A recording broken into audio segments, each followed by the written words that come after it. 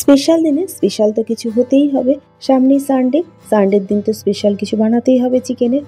প্রথমে নিয়েছি মিক্সির জার, মিক্সির জারের মধ্যে দিলাম বেশ কিছুটা পরিমাণ রসুন, আদা আর লঙ্কা, সামান্য জল দিয়ে একটা মিহি পেস্ট তৈরি করে রেখে দিলাম।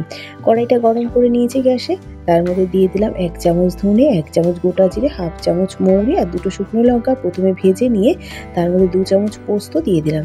পোস্তটাকে দিয়ে 1.5 থেকে 2 মিনিট নাড়াচাড়া করে ঠান্ডা করে একটা গুঁড়ো মশলা তৈরি করে রেখে দিলাম। এই রান্নাটাতে এই মশলাটাই কিন্তু আসল।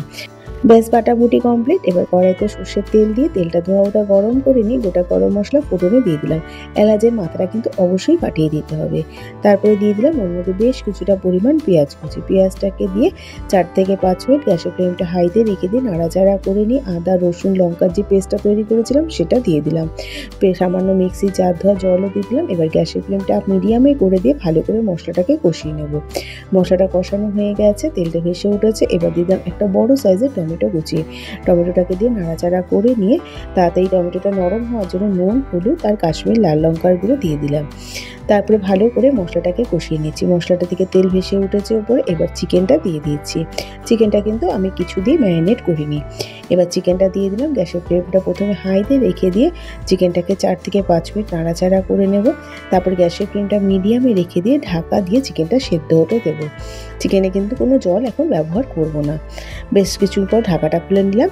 চিকেনটা বেশ সুন্দর জল বেরিয়ে গেছে, এতেই কিন্তু চিকেনটা খুব সুন্দর সুসেদ্ধ হয়ে যাবে।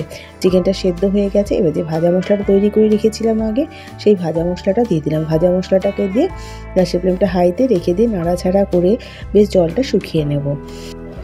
বেশ মাখা মাখা হয়ে গেছে, তেলটাও উপরে ভেসে উঠেছে। রান্নাটা কিন্তু হয়ে গেছে। গ্যাসের ফ্লেমটা বন্ধ করে যতক্ষণ পরিবেশন না করছি ঢাকা দিয়ে রেখে দেবো। বেশ কিছুক্ষণ পরে আমি লেমন রাইসের সাথে স্যালাড দিয়ে পরিবেশন করেছি। এটা রুটি পরোটার সাথেও কিন্তু দুর্দান্ত লাগে। আজ তাহলে আসি, আবার হাজির হয়ে যাবো নতুন কোনো রেসিপির সাথে। ভালো থাকবেন, সুস্থ থাকবেন, ধন্যবাদ।